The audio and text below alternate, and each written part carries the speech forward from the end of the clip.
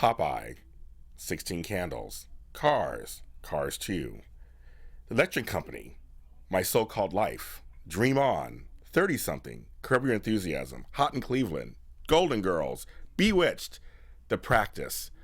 I'm already tired. That was only a smattering of what this guy has done. He is a working actor. Paul Dooley is next. You're tuning into the destination for TV superfan discussion, AFTERBUZZ TV. And now, let the buzz begin. Hello, and welcome to another edition of AFTERBUZZ TV Spotlight On, where we take someone and we spotlight them. And this spotlight is going to be bright today. I'm James Lott Jr. I'm your host, and you can follow me on all the interwebs. Yeah, I said interwebs, at James Lott Jr. And my guest, I said all those shows. I can even name a few more. Star Trek Deep Space Nine, Wonder Years, Sabrina Teenage Witch. I mean, I just keep going on and on and on. We're going to talk about it. And so I just talk about a few things with him because we have to let him come back like 10 or 12 times to like fill him in. But we're going to have a great conversation. He also has a one-man show called Upright and Personal. It's part of the Hollywood Fringe Festival. It's playing all month. I'm going to give you some times later on and dates later on to go see him. This guy is great. He is an actor, writer, producer, creator. Paul Dooley. Welcome. How are you? Oh, that's your line. I know. I was like, I'm welcoming you. Oh, right. I've not done this very often. Thought I was You've only welcome. been around a few years. You're a young man in Hollywood trying to make it, right? Mm-hmm. Well, welcome to the show. I'm very excited. Well, thank you. I'm happy to be here. Actually, I'm a neighbor. I'm in Toluca Lake. Oh, yes. You're in North Hollywood. It's yeah. Hop, skip, and a jump. You just walk over here? No, I didn't. I'm driven everywhere. Well, it's very LA anyway. You should be driven everywhere. You've worked it out. You should be driven everywhere. Okay. So seriously. The credits go on and on and on. It's embarrassing. But isn't it a blessing to the same time? Isn't it?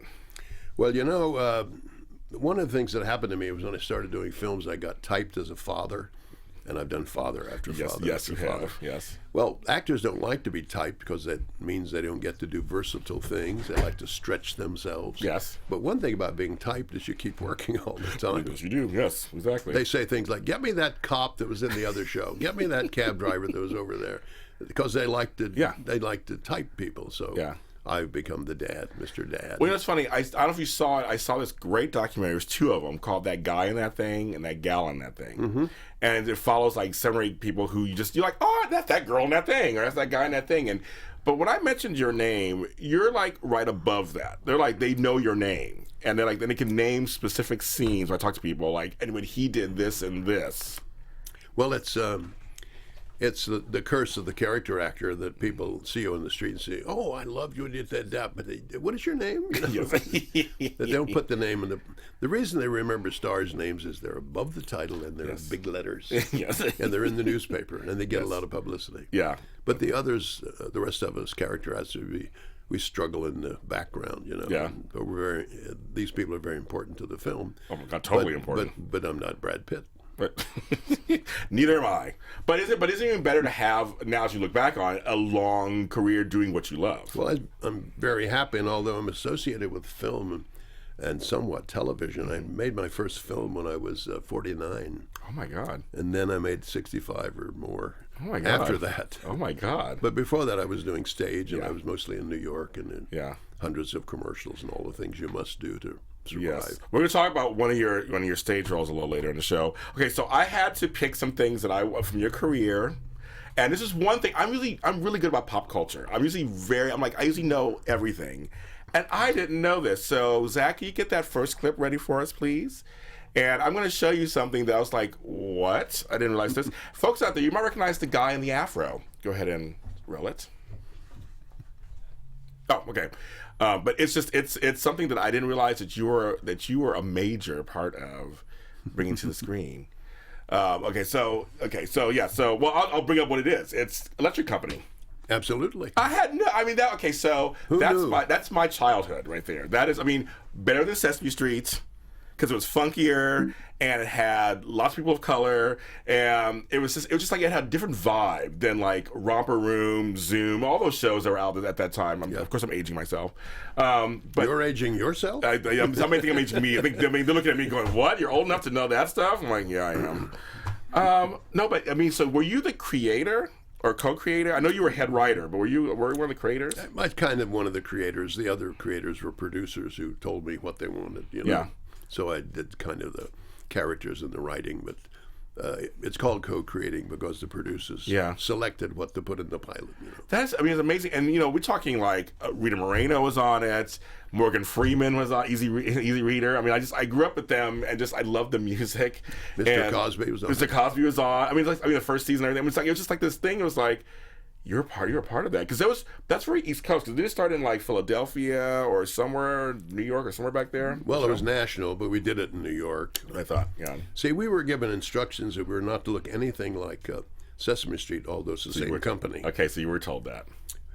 Because they didn't want a 6-year-old who might be working on reading to say about our show, oh, that's just like Sesame Street. That's my little brother. I don't want to watch that. Yeah. So we actually had to disguise it. So we got a different sound. We had electronic. Yes, you did. Oh, yes, you did. And the music for Sesame Street was a little more simple and, lovely songs. Yeah. How do you get to Sesame Street? And it's not easy being green. And yes. The very same composer did it all. Oh, my God. But he just took a new tack and it sounded a little hipper. Yeah, it was way hipper. And also, we were told, I forget the percentage, but if something like 10 or 12% of the public who are functionally illiterate and can really just sign their name on a paycheck or something.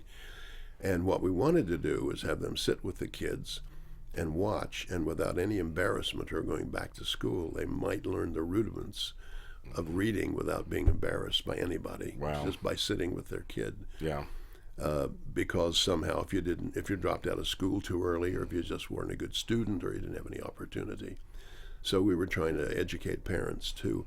So some of it was hip and maybe over the heads of some kids. Yeah. And some of it wasn't. And a lot of the simpler stuff, it's like The Simpsons. It's incredibly hip and very adult. Yeah. But the pictures and the behavior and some of the jokes are also for kids. Yes. So. I'll tell you, one of the things that your show did that actually kind of changed my view as a child, and I know a lot of other African American children, when you had where they would spell the words, and it was the two silhouettes of black faces from side to side. You can clearly see African American nose, lips. Yeah, silhouettes. Yeah, the silhouettes, and they're talking. They're like be at, that whole thing. Yeah. That really was something that was very important. I'll tell you how it came about by accident. Please tell me. We had one writer, we had one female writer, and I think 6 male writers, which is how that usually shakes out. Yeah, I know, yeah. Especially back then, especially, too. Now there's more women writing. Yeah. My wife is a writer. Oh, okay. But we were usually in an office writing, and the other people were in the studio doing the filming. And she went one day over to the studio to see a particular piece that she had written. And then there was a 5-minute break, a coffee break, and they turned down a lot of the lights, but left a few on. And she's just waiting, and she sees a monitor, and she says, 2 people in silhouette talking. Oh, wow. And she says, what if we had words coming out of their mouth? You can super the words, and it can be 2 syllables like cowboy, and becomes cowboy, and you push them together. Yeah. It was because she saw something. You just made my day. Oh my God! You just made really in seriousness, it was something that stood out to us because we didn't see that on TV anywhere. And what a great way to put 2 syllables together. Yeah. Kids kind of when they're first beginning, 1-syllable words are hard. Yes. So the idea of moving them together. Well, you taught me. It's one of the most popular moments we had in that show. I know, and I'm telling you directly thank you, because it's something that really did affect me as a child, and I learned. So it's kind of good. Zach, are we Okay, so we'll go to the next thing, and hopefully we can get back to it and actually show that. Because I wanted to show, I thought it was kind of fun to show. One of the things I brought to the show, because I've been an actor a long time, I've Yeah. done a lot of sketch work. I've been in Second City. Oh, yeah. I was very familiar with sketches, short pieces. Is I named a lot of the characters with joke names, like a guy who unscrambled sentences called Fargo North Decoder. Yes. And a child chef named Julia Grown Up. Yeah, I remember. And I based Easy Reader and Easy Writer. Actually, that makes sense. Now you say that. As a kid, And he dressed like a hippie. That's what he did. It was Morgan Freeman. Yeah, and a lot of those things. Yeah. A lot of the characters had. Once I wrote a sample sketch about one of the actresses teaching a gorilla to read, what we liked about it was that we didn't. We were told not to look too much like teachers, but just more like entertainers and characters. Okay. And accidentally, they're learning the Oh, words. okay. So she's teaching the gorilla to read, and he never learns to read. In fact, he always just goes.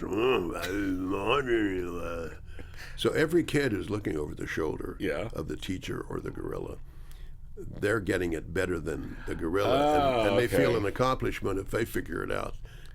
Because a gorilla couldn't figure it out. Oh, how funny. So it's almost like educating them by accident without them noticing that we're teaching. Oh, I like that. We tried to do that a lot. And so, I mean, and were you there the whole run? No, it was 7 years I ran. I was the first year. The first year, as I thought. But it's like you were associate. You could have been this educator if you could have went that direction. Well, educator. We all took crash courses in teaching from professors who taught teachers how to teach reading. So we got some information how to shape our shows. Yeah. Well, that's so cool. I think it's very cool. So thank you very much. I think it was very cool. I want to change gears to your stand-up. Because you did stand up for a while, and you were on Johnny Carson, which, of course, when you were on Johnny... No, I was on Jack Parr. Oh, Jack Parr. Before Johnny Carson. That's how old I am. You're only a few years old. It's okay. Yeah, I did the Tonight Show with Jack Parr. So how was that? Because Jack Parr, of course, is a legend. And and before him, the first one was Steve Allen. Now, they were, on this point, they were on the East Coast, right? They were in New York, weren't they? They were in New York. They were in New York. So a whole different vibe, obviously, than Johnny out in California. It was wonderful. They liked me. Jack liked me, and he brought me back a couple times. And because of him and because of that exposure, I started really doing some nightclubs and played the Playboy clubs. And the Playboy Club. My grandfather said he had a key. Him and my grandmother said he used to have a key back in the day. One of the ones in New York, actually. But after 2 or 3 years and going on the road a lot, the road is kind of lonely, and I had kids at home, and I really hated that part of it, the running around the country and trucks and buses and whatever it is. What is it like to bomb? I like to always ask comedians that. As an actor, I've never gone on stage in a play and been nervous, or in a film or a TV show. But when I was doing stand-up, that's the hardest thing in the world. And if they didn't laugh at my first 3 jokes, then I just got dry mouth. Oh my God! And I would do the whole routine by rote like a robot. Oh my God! So naturally, if I don't have any joy or any fun doing it, so it wasn't always that well received out of town. But in town, and in what you might call a hipper room where people caught on to things, or they paid attention like it was a theater, especially around New York. There were a few of those. But I did very well. But I had the opportunity to get into Second City where I could look in the eyes of another actor and do maybe funny things, but we wouldn't rely on the audience. We just, the scene would go on whether they laughed or not. That's true, right, isn't it? So I did that for a couple of years, and that was much better than touring around. I'm sure, but I guess, the thing is, getting that laugh must have felt really good, though, when you got it. Oh, it's great. It's like a juice of some kind. Oh, I'm sure. It's exhilarating, You got the adrenaline going. Oh, my God, I'm sure. You ride on those laughs, Yeah. But when I joined Second City, they were already well known. Yeah. But I got into their New York chapter. Oh, okay. With the original people. Yeah. And the audiences are crazy about them. You heard all about them. Oh, yeah. These people are making it up as they go along. Now it's 50 years later or something, and we see it all the time. Yeah. What is so improv basically is being present, right? You have to be present the whole time to come up with stuff. Is that the kind of key? Well, there's only one rule: listen and agree. You're not ever to disagree. Okay. Because if you say, "Come in, I'm Dr. Johnson," they say, "You're not a doctor." Then suddenly the sketch stops. Oh, okay. And it can't go anywhere because you're in disagreement. But if you agree with each other, in fact, even agree and heighten, then it becomes much more interesting. I never thought of it before. Okay, yeah. If someone comes in and said, yes, I like that table. Well, I don't see a table. That's not a table. Yeah. Then I guess you really can't. That's not playing the game. In fact, that's just the main rule. Don't deny a reality. So you go with it, and are there rules of how far you can go or not go? Is there any rules? Not really, but sometimes you go into fantasy, but it's okay if audiences like that when you fantasize. Yeah. One of the best things I ever saw was I was working with an actor named Richard Libertini, and we were told the audience told us to be old men in a nursing home. Yes. Like sitting in them. So we're pretending to watch TV, and it's, oh, look, oh, it's a space thing. Yeah, there's the man walking on the moon. So we're talking about it, two old guys. Yeah. And we get closer and closer to the TV. And then my friend Richard went inside the TV. He stepped inside the TV. Okay. And I went with him, and now we're on the moon.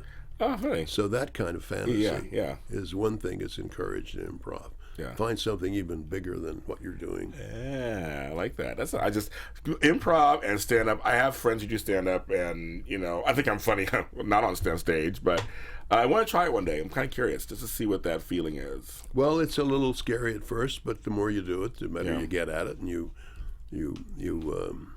just use yourself, Just use your own life, That's what I say, right? They say go from your own experience, right? Years ago, comics had writers all the time. Mm-hmm. At a certain point, there was a change around the time of Richard Pryor and Robert Klein and George Carlin.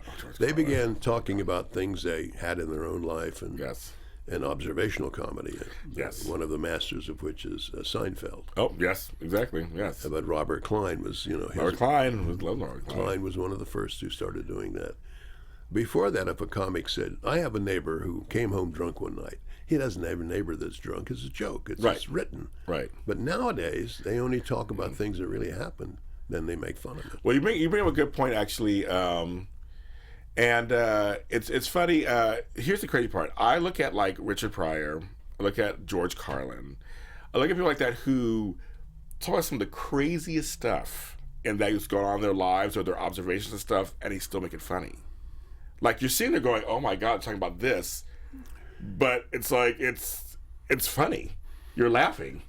And the thing is, in Richie's case, he can not only make things funny, but he can make tragedy funny. Yes. Oh my God. Burning himself up and exploding and talking shooting about his car. Yes. And he was so vulnerable. People. Oh my God. He's one of the most lovable and vulnerable comics in the world, or even an actor, because everybody felt his pain, and in his work, there was always pain under the surface. Completely agree. In fact, Richard had a smile that looked like it was a pain like this.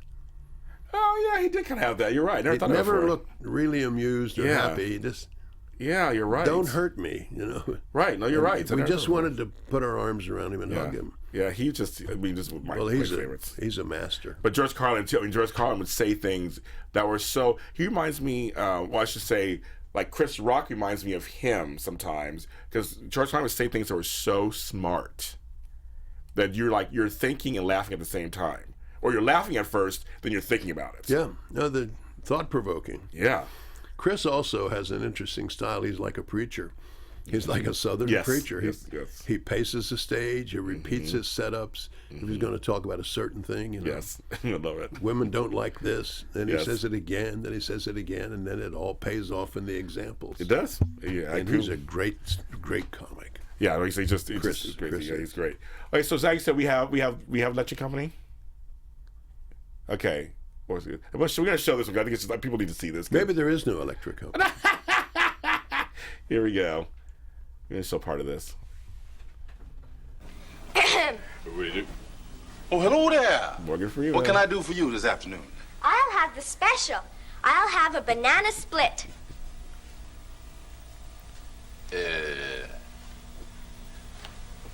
You want a banana split? That's right. Right. Okay. You want a banana split? You get a banana split.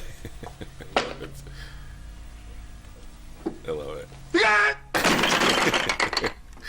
Hey, you guys!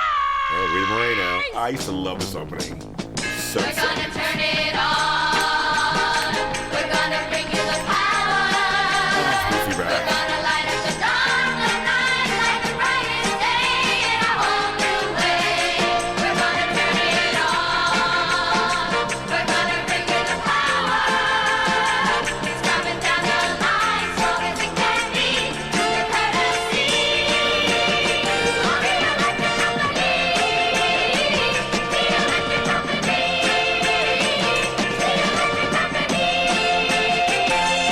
I love it. I just had to show that because it's like the music was so like it was hipper. It was like just different than you could dance that out on the club or something. Come on, that was good back then. My wife is 26 younger than me. Okay. 26 years younger. Okay. I mean, And she used to go home and watch it. She would have been maybe 13 or 14, but she already knew how to read.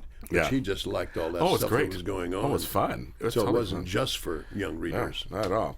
Okay, so now the next thing we're going to talk about, of course, as we move along in your career, 16 Candles. Now, you say you do have that clip for that one? I couldn't remember if you said you had it or not. This is a scene that I like. Compared, there's a lot of scenes that you were involved in, but here's one that I like. Take a look at this one.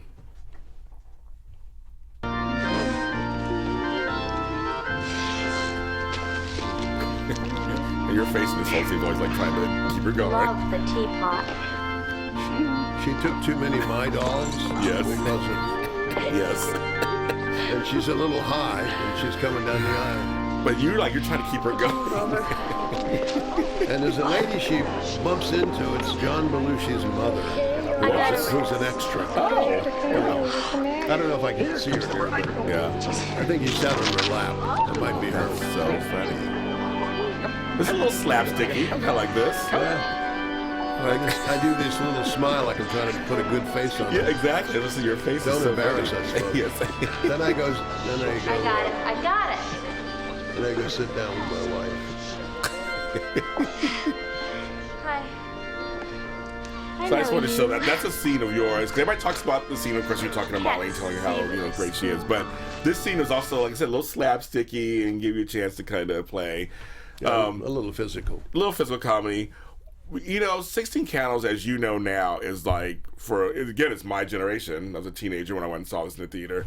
But the funny thing is that I think every year a new crop of 16-year-olds yeah. discover it. Yeah, we won't say my kids, my daughters, and when they loved it. And then when they have a sweet 16 party, they rent it and play it. Yes, of course, So they do. And I have a granddaughter, and she's only 11. So It never gets old. No, it doesn't, does it? Yeah, no. What are some of your, now looking back on this, and you know it's a phenomenon, what are some things you feel about it now you look back on that experience? Well, I enjoyed that very much, and I thought even though Molly was a wonderful actress in it, that little kid, Michael Anthony Hall, stole the movie because he was really talented He's for a so good. 16-year-old. Oh my God. And still is talented too, very talented. Yeah, and there are a lot of kids there around 16, and one of my buddies became Getty Watanabe, who played the Long Duck Dong. Yes. In fact, he came to my show a couple nights ago. Oh, how funny. Wow. Hadn't seen him in a How while. was he? He's good? great. I Oh, mean, good. he's a good friend of mine because good. we bonded on that movie. We were among the few grown-ups at the first start of it. Okay. Later, we had some grandparents arrive, but for a long time, Getty and I were the only two people in the hotel together. Wow. But I'll tell you an interesting side story. Please. John Hughes had seen me in the film Breaking Away and liked me very much, and he wanted me to be in 16 Candles.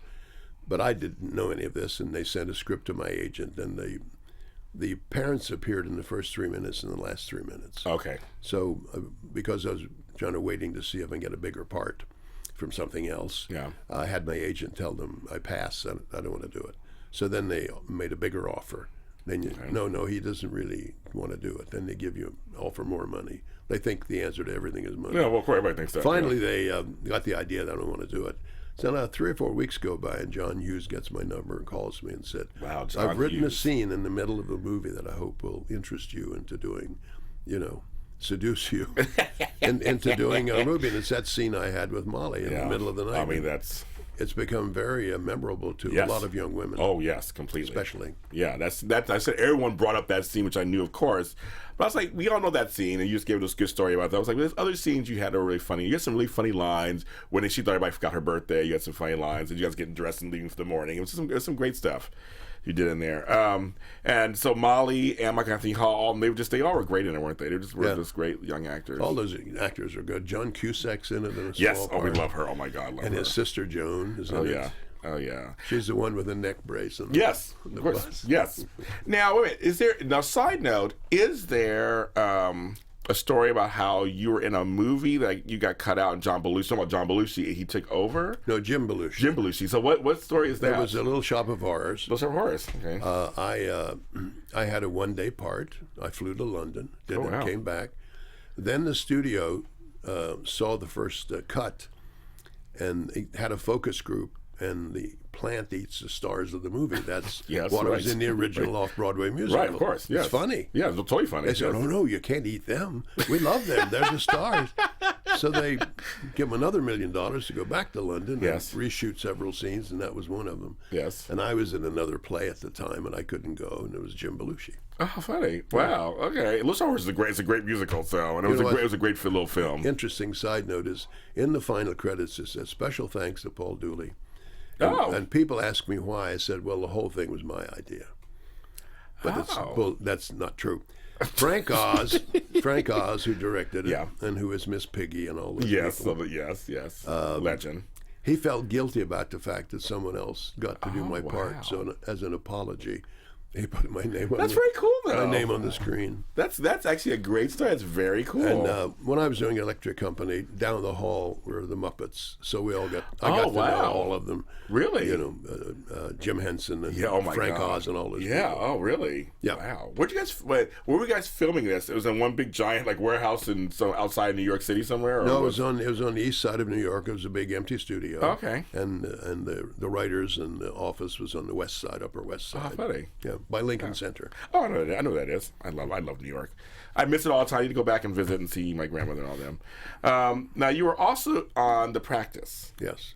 And I remember you on The Practice, and you had an Emmy nomination for that, a Primetime Emmy nomination for that. Yep. Normally, I did about 10 of them, and normally they had like 6 principals, so they have to have 3 trials, and each principal, Right. a couple of principals would be on each trial.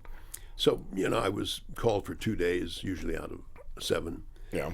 And one day they said, you have to give us the whole 7 days, I think it was. I said, oh, how come? They said, well, David Kelly, who wrote them all, who was Brilliant, the David guy, Kelly. Yes. he said he's decided to cut out the B story and the C story and just go with the A story. Oh wow, which is rare. I'm usually on TV. It is rare. So then, because it was a long court case, I got into shouting matches with Dylan McDermott. Yeah, We'd great go actor. into chambers and be at each other's throats. Yes. And because I had more scenes and more dramatic stuff and Yeah. more excitement, I got a nomination I know. for that. First, how'd you find out About what? you got a nomination? Were you in bed? You're usually early in the morning. So did you find out early or later on that day? Do you remember? I can't remember, but traditionally you find out in the gutter. You know what I mean? If you're on a show and it's canceled, Yes. everybody hears about it before you. The people you work for don't call you and say we're canceled. You have to hear about it in the gutter. Oh my God! Now, when you went to the Emmys that night, did you think you were going to win? No, because of all the people who Were nominated? One was Mickey Rooney, and you know what I mean. I was on Dream On. Also got Yeah, I another know you were on nomination. Dream On. Yeah, you were on Dream On. And, Great show, another great and show. And that year, Jason Alexander was up. Oh, and yeah. There was a lot of stiff competition. Yes, but nice to be nominated, right? Of course. No, nice to be nominated. It's an honor just to be nominated. That's right, kids. But table. So now the next clip we're going to show is from a movie that I love so much, and I'm just going to show this because I like this clip. So you're in it for a second. It's so funny. Can you roll that clip, please? Away. But he's with us tonight anyway. George Mitchell, come on up here and say something, George. There you are. How are you? You want to say something? Come on, say something. But thank you. So I just want to show that. Okay, so A Mighty Wind. Christopher Guest. I mean, I love all his films. Best in Show. I mean, everything is just like I saw this in the theater. I bought the soundtrack. I mean, I was just like so into it. How is that? Because it goes into your improv stuff too. Wasn't part of it improv? It's all improv. Yeah, that's what I thought. So how was that for you? We make up our own dialogue. Yeah. It was great fun. I know Chris when he was 17. Oh wow. His mother was my agent once What? in New York. Oh my God. And I was in 3 of them. I was in Waiting for Guffman. Yes, you were. It was another great film. It's a wonderful Oh film. my God, they're all so good. Actors love to see a movie where other actors are acting badly. Yeah, yes, You know, yes. those community players are hilarious. Oh, they are hilarious. Yes. Well, Chris gets the best people in the world to Yes, improvise. he does. Yes, he does. Like Eugene Levy and Jennifer Coolidge and all those I mean, just people. all of them, Hilarious. Yes. Catherine O'Hara, all everybody. Catherine Oh, is a genius. And now they're doing another show called Up Schitt's Creek. Yes, they are. I haven't seen it yet, but I heard it's hilarious. I haven't seen it yet. Yeah. That's Catherine O'Hara and Eugene. Yeah, I heard and it's his really son good. is in it too. Oh, His son and he wrote it together. Oh wow. Okay. But those people are great. They were first on a thing called SCTV in Toronto, Second City TV. Yep. And that John Candy. Oh yeah. All them. Rick Moranis. Oh, yeah. All those them. great people. Yeah. Yeah, and what's her name also, who I love, who's in the Big Fat Greek Wedding movies? Andrea Martin. Yes, oh my God. She's great. She's a wonderful geniuses. actress. I mean, geniuses. So that experience, like that one scene, was that you just knew you were just gonna walk up, take it, and walk away? Like you just that was what you're gonna do? I mean, I was just kind of like, I don't want to talk. He's like, you can talk. You know, you're like. It's all a surprise, and I do the same thing on the Larry David show. Oh my God! I know Curb Your Enthusiasm. I heard it's coming back for a ninth season. We only do the dialogue ourselves. The script is about 6 pages, which is just a description of scenes. Yeah, but we make it all up. And so basically, so talk me through it a little bit. So for folks who don't know. You say you all of a sudden you get a side, and basically your side is a scene. So you get a scene, but and there's no dialogue. But no dialogue. Description. That's so funny. Well, one of them is Larry says, "I'm coming home from being out to see a movie or something." Okay. And my in-laws, I was his father-in-law. Yes. You're there, and you're playing Scrabble or you're playing some game. Yes. But that's all he said. How funny. So he comes in, and I think I said something like, is cockamamie a word? She's trying to make it into a word, but it's a slang term from Yiddish, And she's, no, it's not a word. It's not in the dictionary. Well, it's in the Yiddish dictionary. And we just make it up. Right, I love it. And then he reacts to us, we react to him. Yeah. I thought my job was always not to try to be any funnier or to top Larry David, but to serve his character. Okay. Make him be funnier. Right. Give him things. So give him stuff that he could be outraged by or argue with. Yes. So, I thought we were at the service of the star of the show. That makes sense. But it was great fun. We made up all kinds of things. Yeah, that makes sense. No, the show, I remember the show was The Bomb. I remember that show so much. We did a lot of them. Yeah, you did a bunch of them. And now, I'm going to skip a second. I'm going to go right to this next clip because you were also in Runaway Bride. I was. And I'm going to show this clip right here. I walked her down the aisle 4 times. Yeah, exactly. But now you're roasting her. So You know the old saying, you're not losing a daughter? Well, I'd like to. Maggie may not be Hale's longest running joke, but she is certainly the fastest. That's a big Hawaiian luau. Yes. So I mean, so in this film, of course, I mean you're playing another dad, of course, to someone very of the moment is very because Julie Roberts of that moment was really big, also. Oh yeah. I mean, I mean, playing the dad of these girls that are really popular at the time. Did you guys talk off set or off screen? Like, do you ever give advice to them, or was it more of a friendship? They don't think of me as their father. I know, but maybe was there I'm a an friendship? actor. I'm Right. playing a part. I was Helen Hunt's father. Yes. Sometimes on Mad About You. Yeah. Yes. Mad About You. Yeah. Another one. I used to tell audiences that sometimes I took my father characters too seriously. Once when Julia Roberts missed a line, I said, "Go to your room." But it never happened. I mean, she didn't miss a line. She was perfect, but Yeah, I told friends that kind of thing. But I enjoyed playing those roles, and maybe because I have 4 children, and I've spent most of my life married to one woman or another. Yes. Or another, like that. And, yes, but I know what you mean. So you develop friendships. That's a big with thing them, in my show that I'm doing about why it turns out what qualities I have and what came from my background that made me sort of seem to be a father type. You know, it's mysterious. But you do kind of have a fatherly, kind of paternal feeling. But it didn't come from my dad. It wasn't like that. He was funny. a stoic who never said anything. And never approved of anything. Oh, well, yes, I know those. I think we all know those. Yes, guys. we do. We know those. So maybe I wanted to become the opposite. Makes sense. Makes sense. You want to do everything It's just us talking. We can have a little therapy session. That'd be another show.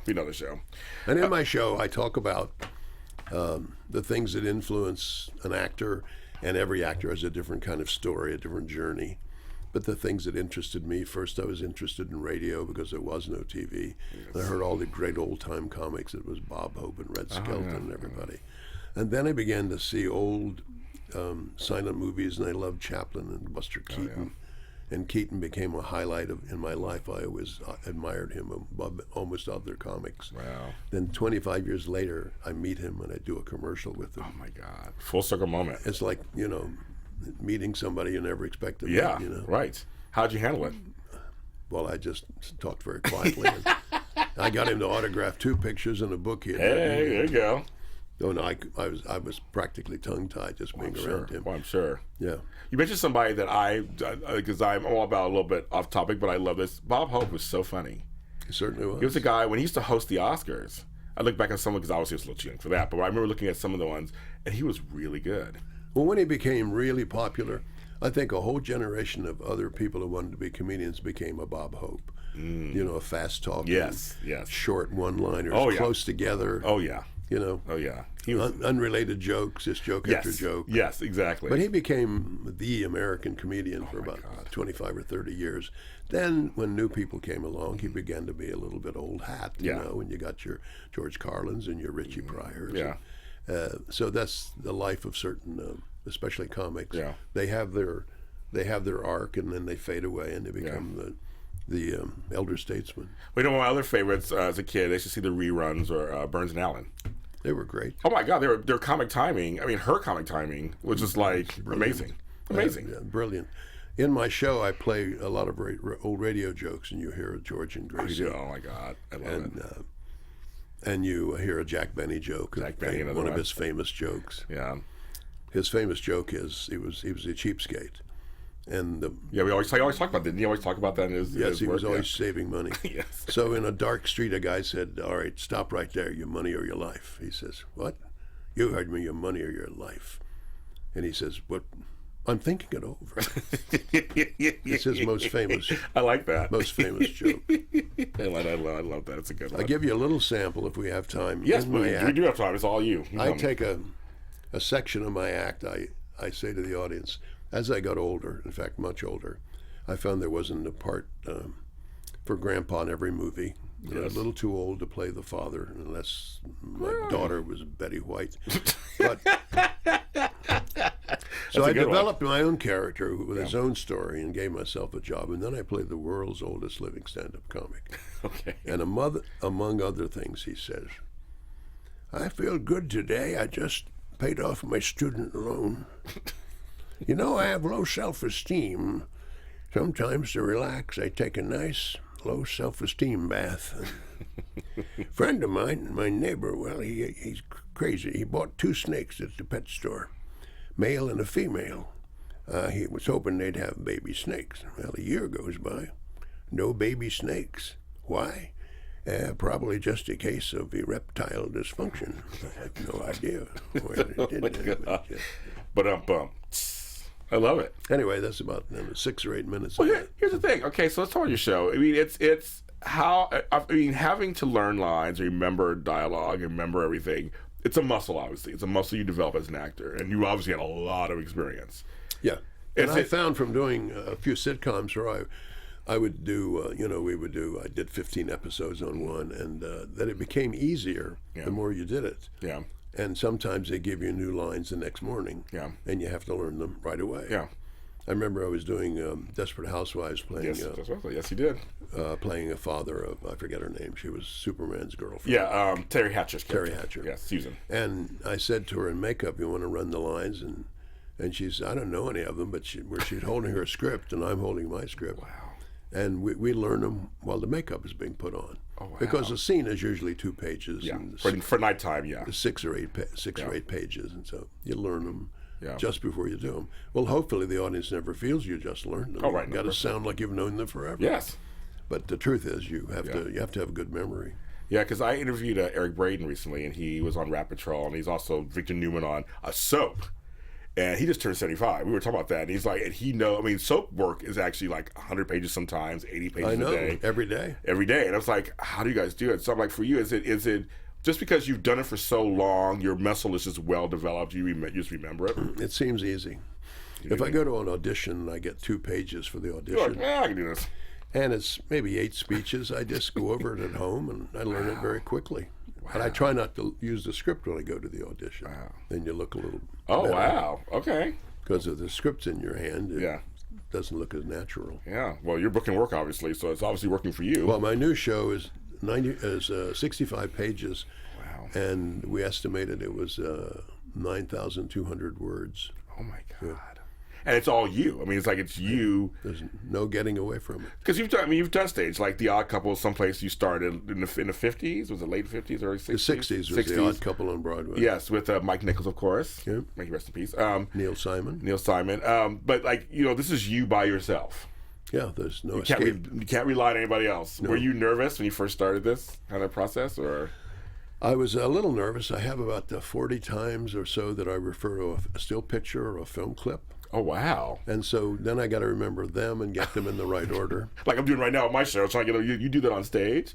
You go, okay, and then there's a... Yeah. Wow.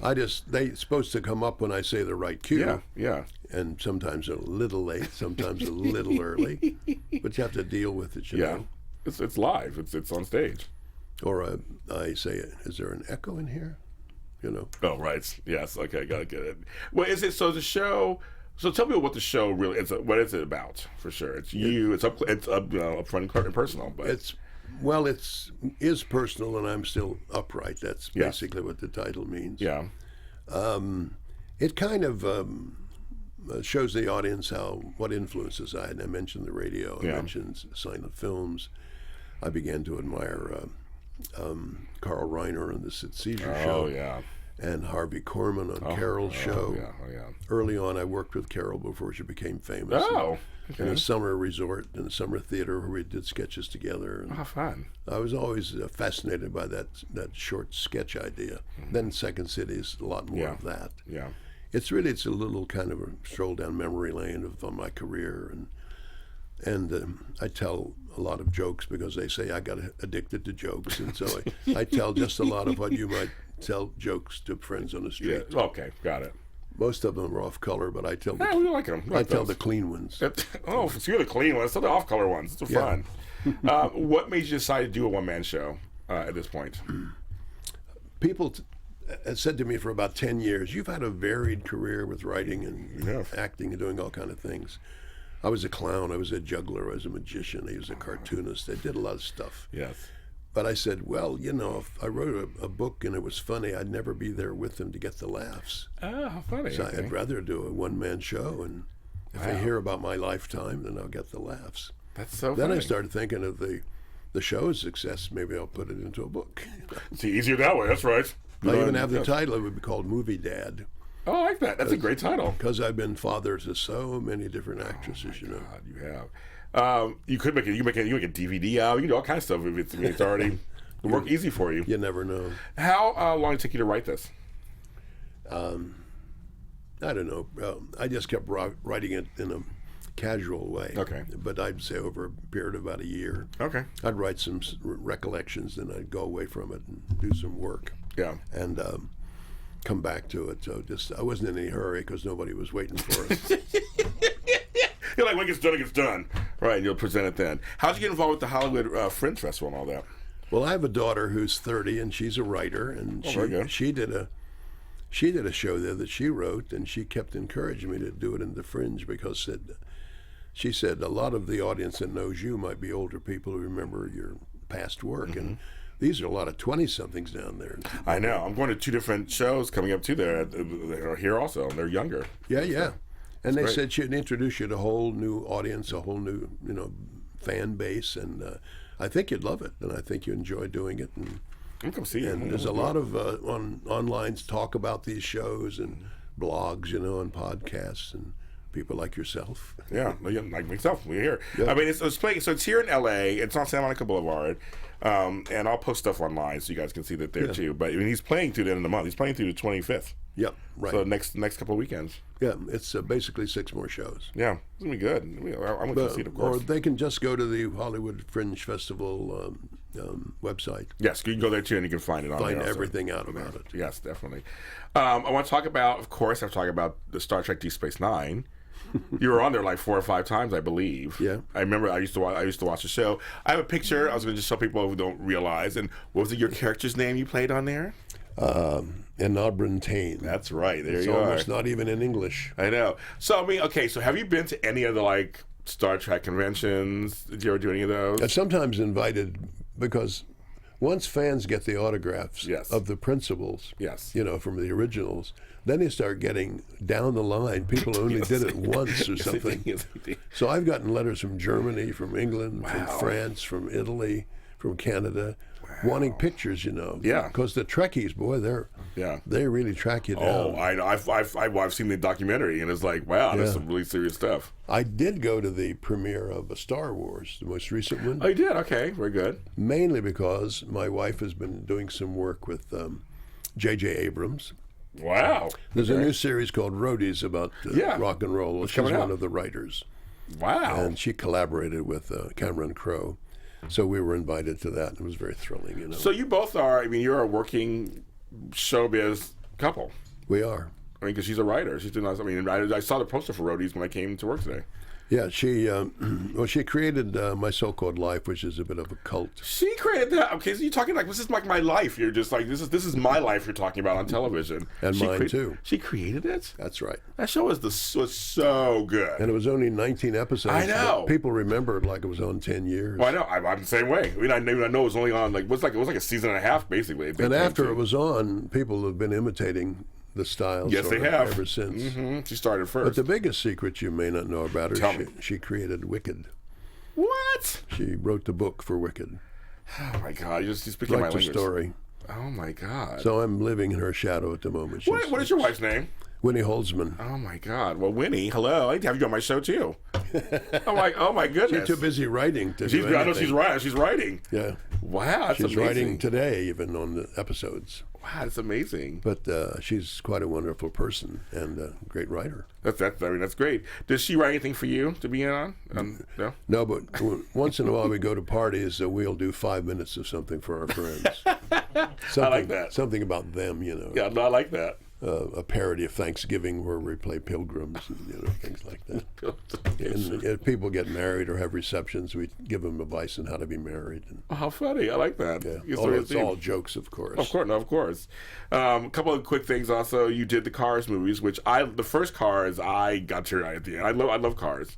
The movie was so good. I saw it with my grandkids. We had a great time. I loved it. How was doing a voiceover? How's doing the voiceover stuff? Well, that's fun. I've done a lot of voices because I did a ton of commercials. Yeah. I mean, I probably made 300 on-camera commercials in a 10-year period in New Wow. York. And then another 1,000 radio spots that I did because I used to not only write them, but we improvised them. And I was really in the commercial business for quite a while. Being in an off-Broadway play or a Broadway play was a hobby because you made more money on residuals. You know that one. Mm-hmm. Yeah. Those commercials, yeah. But anyway, that's what happened with me. And I just had a very checkered career. I know. I did one commercial. I did a couple, but I did one commercial about 8 years ago, and I got a check the other day for 25 cents. I was very I happy. get checks all the time for 10 I was like, cents. this girl's like, 4 wow. cents. I was like, it costs more to actually send it to me to actually, Of course yeah. it does. You wonder why they do that. And they got to claim taxes on it too at the same time. It's kind of Yeah. crazy. 25 cents. Well, I have, 65, 66, 67 movies out there. Yeah. And you get tiny residuals from them. Yeah. Sometimes a good one. And then I have another 150 TV shows. I know you're just. So I get a lot of residuals, Yeah. but as you say, they could be 10 cents or 25 cents. I kept it. I didn't. I just put it in a frame, and so I just like to have it. There used to be a place over on Highland or Ventura called the Residuals. It was a bar. Oh, funny. And on the wall in frames are 2 cents, 4 cents, 6 cents. You bring in anything under a dime, they give you a free drink. This was quite a few years ago, Ventura Boulevard. I love that. Wow. And so you said, and then you did Popeye, of course. Played Wimpy. Yes, you did, and you played it really well. And spent 6 months with Robin Williams. I was gonna say, what is one thing about Robin Williams that may rest in peace, that you think about now, just after his passing's been a few years now and everything? Well, I've known a lot of comics, and you have probably too, who can't stop being comedians when they're off. Yes. Like if you go to dinner with them, it's still on. Yes, they're still on. Yes. And Robin was on more than anybody, of course, in real life. But Robin had a side to him which was withdrawn when he ran out of steam. And we were with each other every day for 6 months. Yeah. And so then I was able to see the other side, and I kind of thought he might have been bipolar because I remember once I sat down next to him at lunch and I said, "You think we're going to go late today?" And a minute later he said, "What?" and I knew that he'd gone back into himself, and he was recharging a battery because he's going to be doing a lot more. Oh yeah, and he was brilliant at me when funny he did. stuff. Yeah. Once he gets rested. Yeah. So it's a sort of a manic and a depressive section. He may not have been diagnosed in that, but it was a compulsion. You could see that he wasn't in charge of that comedy. It was in charge of him. I can see that. And of course, he's brilliant. Oh, easily. And his idol is Jonathan Winters, who was brilliant who also. was compulsive. Yeah. Oh my God. No, he's a great guy, and Robin turned out, unlike some comedians, to be a really good dramatic actor. Oh yes, completely. And you never saw that crazy manic part in his dramatic roles. He was very genuine. Yes, I met Robin Williams about 20 years ago. I used to work at a store in San Francisco. You know, he's from the Bay Area, and he said Robin Williams is coming in to buy some stuff, and I was the store manager, but so they wanted me to handle him, not my clerks, and they thought just you, the store manager. And you're right, he was super nice, but he was very kind of low key, and I was shocked how low key he was. He has that part of him. Yeah, but he was nice, and we picked the things he needed, and it was like, and I'll never forget that. And he shook my hand, looked right now, he was like, "Thank you very much. It was nice to meet you, and like you too." And I was like, "Wow, that was such a low key Robin Williams." I saw Mrs. Doubtfire 2 days ago, and he was like, "Oh, doing this whole thing," or Live at the Met, where he's just completely over. It's like he was actually a regular person who was just kind of. He is, and even sadder than the character he plays all the time, which is very high. Yeah. Definitely. He was very thoughtful when he was down like that. Yeah. It was nice. It's nice to see. It was nice to see. Well, we were glad on the Popeye set to have a court jester. It's boring to be on location for 6 months. Well, I'm sure. So having somebody who could entertain you on a daily basis, because as you know, there's so much downtime on a film. Hurry up and wait. More downtime than anything. Yeah. If as an actor, you might act 1 hour in a 12-hour day. Maybe not that much. And he would always be on and amusing us constantly. Sure. It's a pleasure. I'm sure.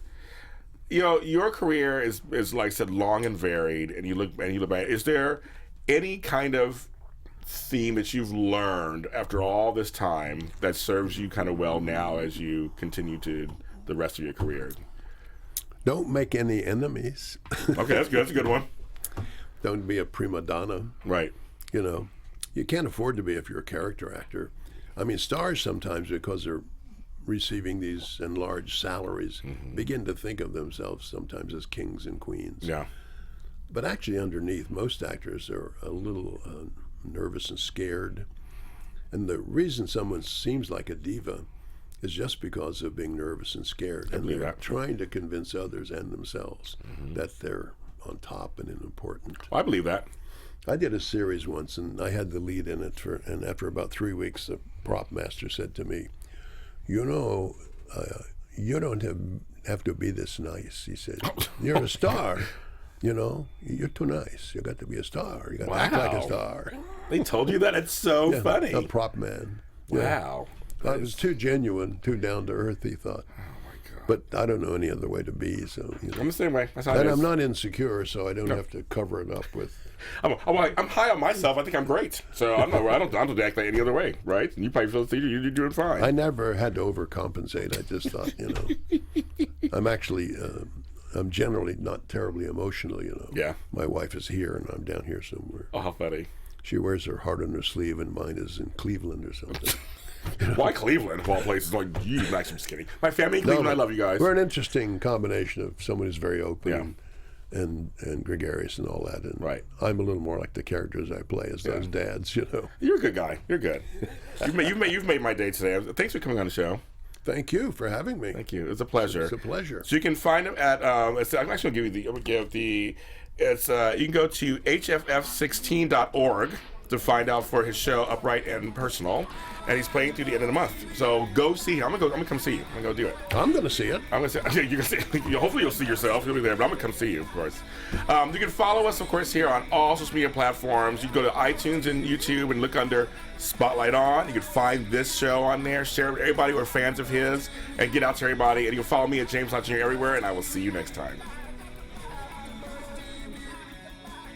From executive producers Maria Menounos, Kevin Undergaro, Phil Svitek, and the entire AfterBuzz TV staff, we would like to thank you for listening to the AfterBuzz TV network. To watch or listen to other after shows and post comments or questions, be sure to visit AfterBuzzTV.com. I'm Sir Richard Wentworth, and this has been a presentation of AfterBuzz TV. The views expressed herein are those of the hosts only and do not necessarily reflect the views of AfterBuzz TV or its owners or principals.